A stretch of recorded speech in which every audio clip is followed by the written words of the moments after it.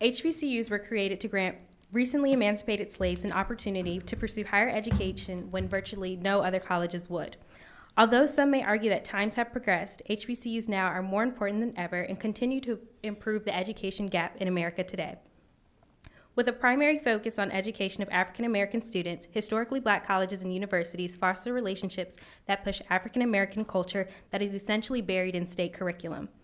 At other institutions, a student may enroll in an African American history course. However, at an HBCU, students live through that culture, which is ultimately an experience that cannot be quantified.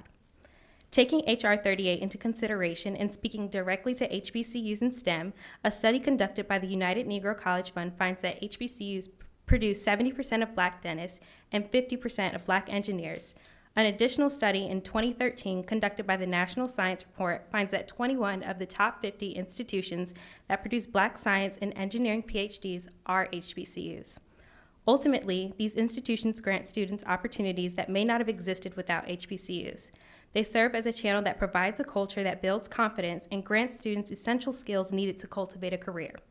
In sum, although predominantly white institutions have done a great job at welcoming black students, there is still nothing like the impact of learning alongside students of color.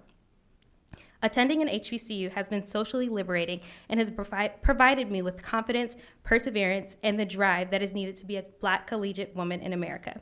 Mr. Chairman and committee, I thank you for your time and I appreciate your consideration for HR 38. Okay, thank you for your testimony. Representative Parrish?